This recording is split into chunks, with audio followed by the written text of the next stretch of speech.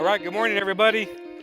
Good to see you. Glad that you're here. You are this morning in the very best place you could be. I just want you to know that. I want you to know if you're checking us out online, we are glad that you're with us today. We look forward to meeting you in person sometime. If you're in the area and you can come, we invite you to come and worship with us. But I am glad that you're all here today. I got to make a disclaimer. First of all, somebody asked me this morning before church, they looked at the bulletin, they saw the title of the sermon, and they said, "Chris, does this mean that after the sermon I will weigh less if I throw off the weight?" And I said, absolutely, that will happen. That will absolutely happen. No, we're going to be talking about a different kind of weight this morning. You might have heard the story over 100 years ago, December 7th, 1914. A guy named Ernest Shackleton and his crew of 28 men boarded a ship called the Endurance, and they cast off for Antarctica. Before them was the goal of being the first expedition party to trek across the continent on foot. The Endurance sailed through icy waters for a little over a month when all of a sudden the ship was trapped in the crushing ice of the Antarctic pack. Despite the efforts of the crew, the Endurance would remain lodged in that ice for the next 9 months. The ever-expanding ice threatened to crush that ship to splinters, and eventually the crew had to abandon the ship in October of 1915. From then on, the expedition party lived on the ice, and then 1 month later, their ship actually sank, stranding the crew with minimal supplies and only 3 lifeboats. Amazingly, all the men endured for the next 6 months, surviving on seals, penguins, and eventually their own sled dogs. But all 28 of them survived. You look up the definition of endurance, and it's interesting that that's what they named that ship, because they embodied endurance. The ability to continue or last despite fatigue, despite stress, or other extreme, adverse, harsh conditions. Hundreds of years before Ernest Shackleton and his crew boarded the Endurance, there was a group of Jewish Christians, and they were struggling. And they were learning what it meant to survive in a world that was growing violently opposed to their beliefs. And so the cost back then of committing one's life to Christ was often one's actual life. And for some first century believers, as we've been talking about, the thought of turning back, the thought of giving up on their faith on Christ was a very real possibility. And they were threatening to do that. And so we're in the series Fixed. Again, it comes from this phrase from Hebrews chapter 12, where the writer of this letter, we don't know who it was, but this writer of this letter of encouragement tells us to fix our eyes on Jesus so that we won't grow weary, so that we won't lose heart and give up, so that we will endure, When you're tired, when you feel like giving up, turn your eyes on Christ. Fix your eyes on Jesus because he is supreme. That is the theme of this letter. That is the theme of this message today, that Jesus Christ is supreme, the superiority of Christ. To all the challenges of our circumstances, Jesus is better. This word superior is used 15 times in the book of Hebrews. And again, because a confidence in the superiority of Christ is what gives us courage to endure. And we need some encouragement. We need to be encouraged. And it was true for those first century Christians reading this or hearing it initially, and it certainly is true for us today. They started off the Christian race with excitement and enthusiasm.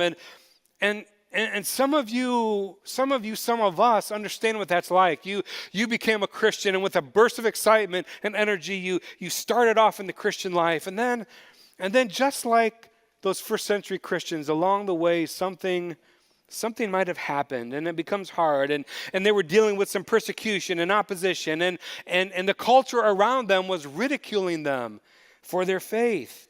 It was hard to keep going, and so the writer wants to fill them with courage by saying and reminding them that Jesus is worth it.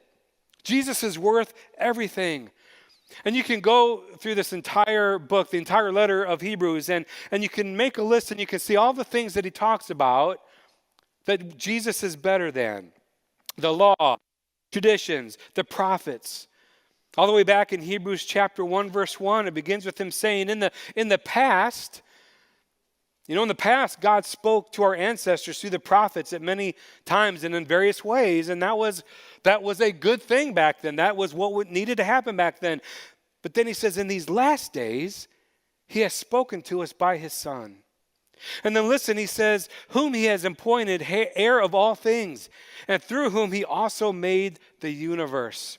The Son is the radiance of God's glory. Listen, the exact representation of his being, sustaining all things by his powerful word. But listen to this. It says, after he had provided purification for sins, he sat down.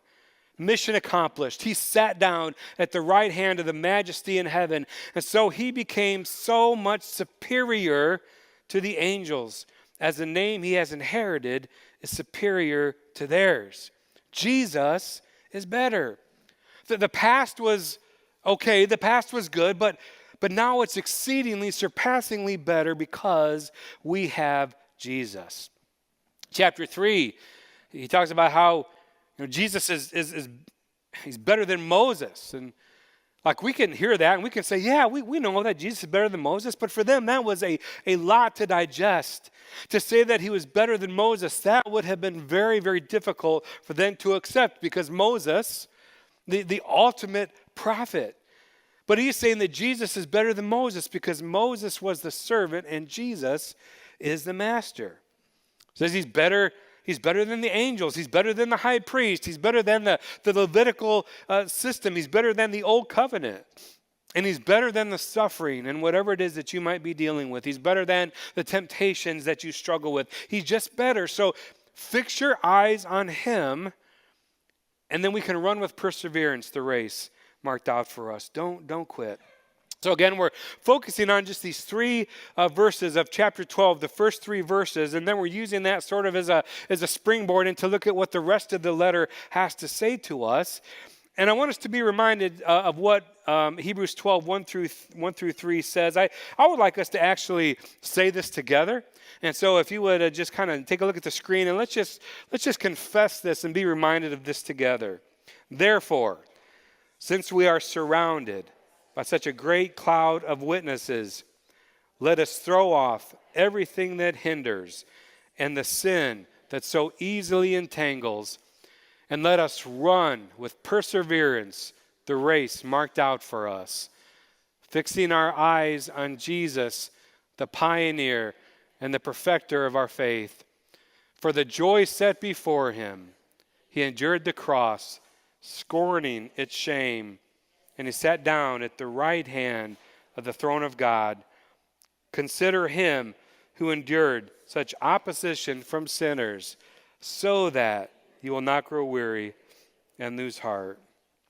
Amen. Last week, we found out that when we're tired, when we feel like giving up, we should stop and we should remember this great cloud of witnesses who through their lives speak courage into our lives for what they went through in their faith, and they help us to run our race. They are the heroes of the faith, and they had gone through more than any of us have ever gone through.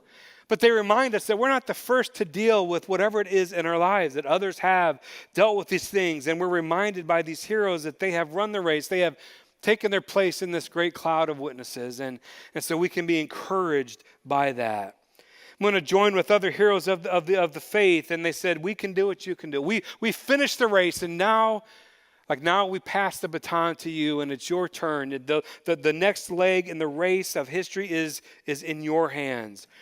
Today I want to focus on this last phrase in verse 1. Let us throw off everything that hinders and the sin that so easily entangles. Everything that hinders and the sin that so easily entangles, I think there are a couple different categories here. Everything that hinders and specific sin, the verb throw off, it's what we do when we want to throw off something that's slowing us down in the race. For them, they might have used it to shed clothes. If the layers of clothing was impeding them, they would throw it off. And it's actually a compound word in the Greek, this word apothemenoi, and it's two words put together, and it literally translates, set it aside, push it out of reach. Set it aside and push it out of reach. So that whatever it is that's been tripping you up, whatever it is that's been causing you problems, that you won't keep hitting the same obstacle again and again. You set it aside and you push it out of reach. Now, I don't know about you. I don't know what you struggle with, but I'll be honest with you. This time of year, I struggle to cast something aside. I struggle to cast something off, and it hinders me. And I struggle to get it away. But this time of year, it's very hard. And it's this evil concoction called the Reese's peanut butter eggs. Like I don't know what it is. I'm not a huge fan of Reese's peanut butter cups. I'll have maybe one a year. I don't know what it is. But when you take that Reese's peanut butter cup and you fashion that into the shape of an egg, it like transcends, doesn't it? I mean, it becomes something totally different. And so this Easter, which always, starts like the day after Valentine's Day, they're putting these things out. I had a talk with myself, and I tried to steel myself that I would stand firm, that I would cast them off, that I would put them aside, and I was doing pretty well. But you know as well as I do that there is something addicting that they put in those. Like, I don't know if it's nicotine or what kind of substance like they put in those, but it was very hard. And so I was waffling. So I thought I bought a bag of the little ones, right? Not like a 6-pack of the big ones, but I bought a bag of the little ones, and I thought I'll have one like every other day. I'll allow myself just that one little thing. And it was going pretty good for a while, but I kid you not, Wednesday, as I'm working on this sermon, somebody came into my office, and like they were really sneaky, and all of a sudden half the bag of Reese's peanut butter eggs was gone. And I didn't do it. Like, I don't know who did it, but then I looked in my waste paper basket, and evidently it was me. Like, I don't know how I did that.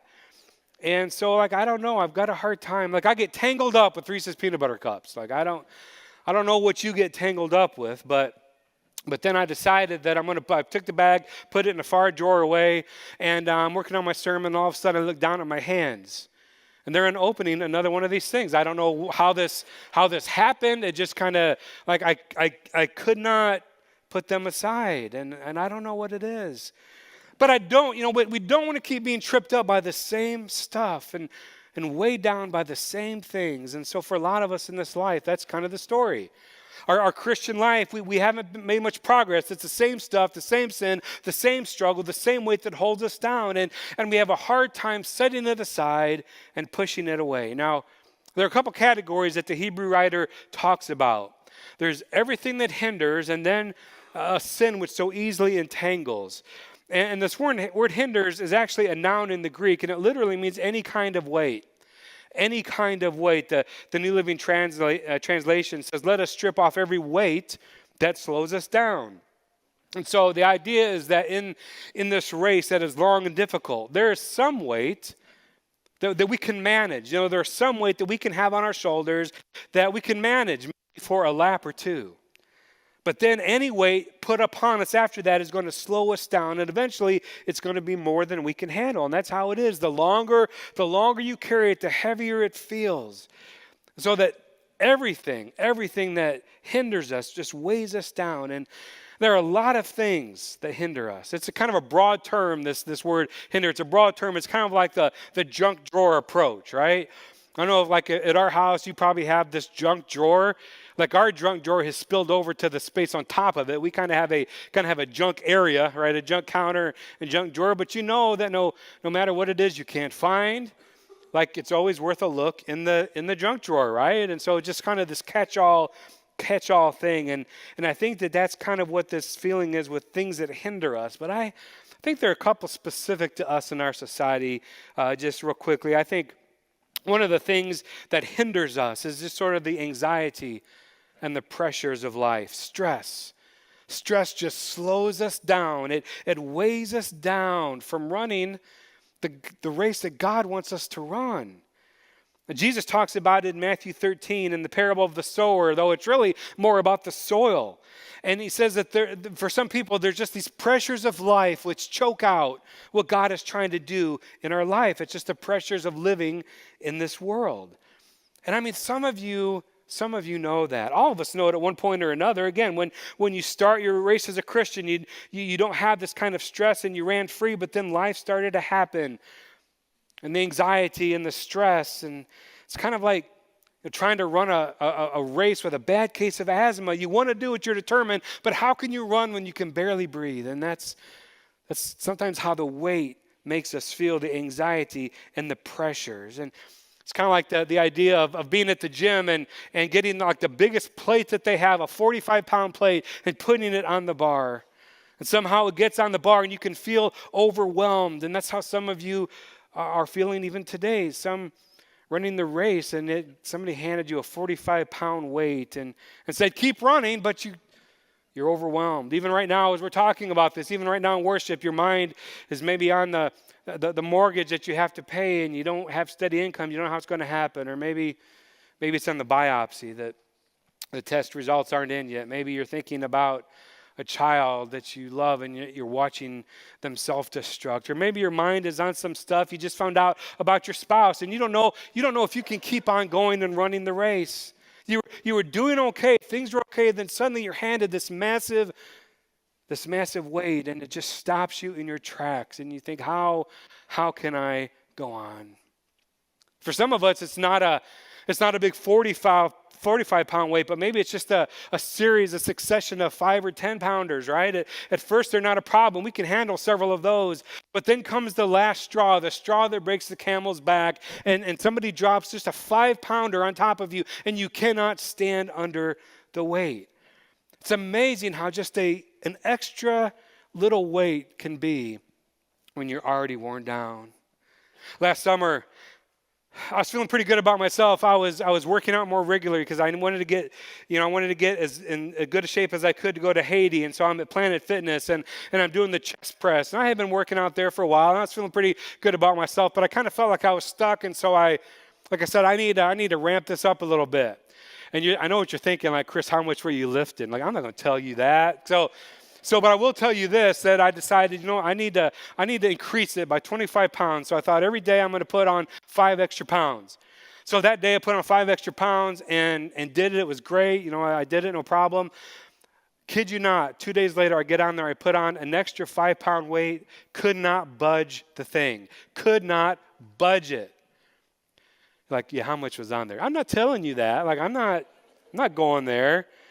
Nothing overly heavy in and of itself, those little, you have those little rubber things you put on top of the stack, but just a series of little things. You get sick, the flu gets passed around, or that water pipe breaks, or some expected bills come, or whatever it might be. You put it all together, and then one more thing gets on top of that, and it's just absolutely too much. It's just the stress and anxiety of life. I think another hindrance the Bible talks about is religion. Some of you, this doesn't sound right because you think, well, this is religion. Well, it's not. Christianity is not about religion because religion is something that weighs us down and slows us down in our faith. We think they're synonymous, but they can't, they're not used interchangeably because the problem was in the New Testament, you have all these Jewish Christians and they've been set free from all of their rituals and legalism by the blood of Christ, and yet they still had in their minds, and some people, putting it upon them, all of these years of tradition upon them. And like gum on the bottom of their shoes on a hot summer day, they can't leave it behind. It just keeps going with them. And so they have these expectations upon them, and Jesus used this imagery to talk about this in Matthew 23, it's kind of awkward because he's going to be talking about the religious leaders while they're standing right there. It's kind of rude, but Jesus didn't care. And so he's talking to the people and they're in the room and he says they, and he's pointing at the religious leaders, they crush people with the weight of unbearable religious demands and they never lift a finger to ease the burden. Just more weight. And for some of you, maybe this has been your experience in church. Maybe it was your experience growing up. And even though you're a Christian, it was always about try harder. try harder, not things that were necessarily biblical, but just other added rules that you had to dress a certain way or do this or don't do this. All these added things that were just put upon you, not to be obedient to Christ, but to fit into some narrow sort of mold of what somebody else thought that you should be as a Christian. And like the truth was that you loved God and you wanted to love God, but there was all this other stuff and you couldn't measure up. And no matter who you were trying to please, whether it's a parent or a grandparent or in your mind, whether you felt you had to do all this stuff to please God, it was just never, ever enough. And so you just sort of gave it all up. And I don't blame you for that. There's another hindrance, and I think that is just our sin struggles. Now, he's going to talk about, I think, a specific sin in just a moment. But there are also just all these different sins and temptations we have. And you kind of get a feeling for how intensely we're to resist sin. I mean, we know that we should do that. But look what he says in verse 4 of chapter 12. He says, in your struggle against sin, you've not resisted yet to the point of shedding blood. You're not shedding blood yet. Like, that's good news, isn't it? Like, you need to do this until you've at least shedded blood. Then when you shed a blood, then we can talk about how you're stressed, how it's just, but you haven't even shed blood yet, right? And so that's just kind of an idea of how we're to be in this battle, how we're to engage, and how we're to fight sin in our lives. And it's the intensity with which we're supposed to do it. And yet the world that we're around, the world that we're in, the world that we're surrounded by, makes it very, very hard to do that. To resist sin with all of our strength because it's going to slow us down. And we know the Bible says that sin separates us from God. It separates us from God, and then we blame God when we feel there's a separation. You say, well, one of these days, I'm going to get right with God. I'm really going to get rid of this thing. I'm going to cast off this weight, this sin, whatever it is, one of these days. And the problem is that what sin does is it builds a wall so strong and so high that down the road you're not going to care about getting right with God. And so we sometimes just have this sort of hard heart and there's no progress in our faith because we've got some sin that we haven't confessed, we haven't repented of, and we haven't bled to get rid of. Now listen, we all have seasons like this. I certainly do when we're trying to run the race. We're trying to run the race, and yet we get frustrated, but we don't want to just kind of come clean and repent and get free of some things. We don't want to confess some things. We're not ready to throw some things off. I want to keep eating my Reese's peanut butter eggs right now. Thank you very much. But one of these days, when Easter's over and they're not in the stores anymore, I'll eat my stockpile and then I won't have any more till next Easter, right? But the great thing is this, that sin has already been dealt with by God if we're in Christ, but we need to deal with it in our lives because it separates us from God in our minds. And the writer makes this clear. He says, in the past there was the Levitical law, and the Levitical law dealt with it. In the past, the high priest on behalf of the people dealt with the sin. But look what it says in chapter 10 of Hebrews, verse 11. Chapter 10, verse 11. There's just this cycle, day after day, he says, day after day, every priest stands and performs his religious duties. Again, and again, and again, and again, he offers the same sacrifices, which can never take away sins. Can never take away sins. But now he says, we have a new high priest. And when he takes away our sins, it's for good. It's for keeps. And so until Christ, the sin was always there. Like they had a way to kind of visualize what it would mean for one person to take away sin by the shedding of the blood of the animal and the sacrifices. But the sin was still there. If it weren't still there, then Christ wouldn't have needed to come. But now Jesus has come. And yet the sin in our lives that we just nurture and harbor and protect and guard separates us and saps us of the joy and the peace that ought to be ours. Great King David describes this in Psalm 32. He's carrying the immense weight of his sin with Bathsheba, the murder of her husband, and he's finally, he's confronted with it, and he finally comes clean. And he says in Psalm 32, when I kept silent, my bones wasted away through my groaning all day long, for day and night your hand was heavy upon me, and my strength was sapped as in the heat of summer. Like that's what it's like to try to run the race when we're exhausted by shame and guilt because we're not dealing with our sin.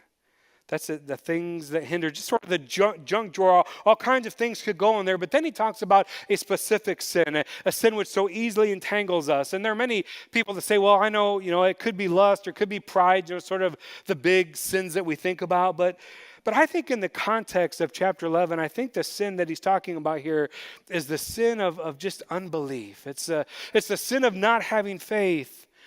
You say, well, is that even a sin? Yeah, it is. And not believing who God is, not believing that God did what he said that he did, and not having faith that it's a sin, and a sin that is so much of the weight that we bear in life. Because here's the thing. If we have this sin of unbelief, now don't misunderstand me. I'm not saying that you don't go through seasons and stuff and don't think, well, I'm going through something now, I'm having a hard time believing, so I must not be saved. That's not what I'm saying. What I'm saying is that when this is a problem in our life perennially, the stress and the pressures of life become a lot more overwhelming. Because if we don't believe that God can take it, if we don't believe that God will help us, if we don't believe that God is who he said he is, then that's going to stop us in our tracks. It's going to paralyze us. Like, I don't know what's going to happen next. I'm afraid of the future. But if having faith in 11:1 is as it says, then it doesn't matter what happens, because we even if we can't see it, we know who God is. And instead of having it overwhelm us, we can set it aside, we can push it away, and we can keep moving forward and running the race. But so often we don't know, and we talked about that last week. He goes through chapter 11 in this great the Hall of Fame of faith, and talks about Abraham. And Abraham's told to move where? Like, no, he's not told, right? Like, Abraham, get up and move, and where am I going to go? And I don't know, I'm not going to tell you. And well, God knew, but he didn't tell Abraham. And you talk about stressful. How did that conversation between Abraham and Sarah go, I wonder, right? You talk about stress. And we can't deal with an uncertain future, but in faith, we know that God is there. We talk about Moses. Moses' mom and dad, they were fearing for their child's life and knowing it was out of their control. And so they take the baby and they put him in a basket in the river. She believed God. She believed God would be there and would take care of it. And so Jesus is better.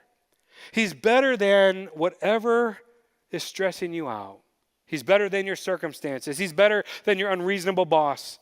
He's better than your critical spouse or your moody roommate, or he's better than the bills that you're having a hard time paying. He's better than those things. Have faith, set it aside, and move forward. You see, religion is a burden and a weight if I don't believe that Jesus' sacrifice is sufficient for my sin. It's a burden and a weight if I don't truly believe what he said he will do. And that is, he will take care of us. He will provide for us. And it's a horrible burden to bear if we don't believe that. And so Jesus trying to help us sort of get a handle on that. He says in Matthew 11, I love the Message paraphrase of this. It says, are you tired and worn out? Are you burned out on religion? Then come to me and get away with me, and you'll recover your life. I'll show you how to take a real rest. Walk with me, work with me, watch how I do it. Learn the unforced rhythms of grace, and I won't lay anything heavy or ill-fitting on you. Keep company with me, and you'll learn how to live freely and lightly. Jesus is saying, I'm not talking about religion. I'm talking about a relationship. A relationship. Yes, we are created to do good works, which were prepared in advance for us to do. I understand that, but if we don't have the relationship part down first, then what he wants us to do is just going to feel forced and burdensome. And he says, I'm not going to put anything on you that's ill-fitting. Like, come to me, he says. I'm better than your best. I'm better than your efforts. I'm better than your record of right and wrongs. I'm better than your benevolent acts or your generosity. I'm even better than your church attendance. Put your hope in me. I won't put anything on you ill-fitting. And yet the sin struggle is at the root that we don't believe. And we really don't believe that Jesus is better. We really don't believe that he is better than all of this stuff. And And so we have the power of sin. I'm looking to something or someone else to comfort me or to educate me or to guide me or provide meaning or whatever it is. And yet Hebrews says that Jesus is the best. There's none better. He's the bestest, right? There's none better. And if Jesus is better than my shame and better than my guilt, then I'm free to run. And so if we carry a load, if you carry a heavy load when you came here today, if you don't believe that Jesus is better, then you're gonna leave this place carrying with the same weight whatever it is that you came in here with. And I understand that. I know it's not maybe as easy as all of that, but Jesus is the one who dealt with sin for once and for all. Jesus did what the old covenant couldn't do. I love how he puts it in verse 22 of Hebrews 10. It says, let us draw near to God with a sincere heart and with full assurance that faith brings, having our hearts sprinkled to cleanse us from a guilty conscience, having our bodies washed with pure water, let us hold unswervingly to the hope we profess. Then what does it say? For him who promised is what? He's faithful. He's faithful. He is so faithful to remove the burdens that weigh us down. You've got to believe that Jesus is better. You've got to believe that Jesus is more than sufficient. Or do you believe that Jesus isn't better? Do you believe that your shame and your guilt are better? But I believe that Jesus is better. I believe that Jesus is better than anything that you can buy. Jesus is better than any website you can visit. He's better than any relationship you can be in, better than any house you can build or remodel. Jesus is better than any car you can drive. He's better than any vacation that you can go on. Jesus is better than the biopsy or the test result that you're waiting for. I believe that Jesus is better than the financial mess that you're struggling with. I believe that he's better than your friends on Facebook. I believe he's better than twits on Twitter. I believe he's better than the likes on Instagram. He's better than being popular. He's better than getting the promotion that you keep pursuing. He's better than anything you can smoke, anything you can drink, anything that you can shoot up, any politician, any entertainer, any lover, any athlete. I believe that Jesus is better than life. And I believe that Jesus is better and bigger and stronger even, and especially than death. If you're tired, if you're worn out, Hebrews writer says, fix your eyes upon Jesus and don't give up and keep running the race and put your eyes on him.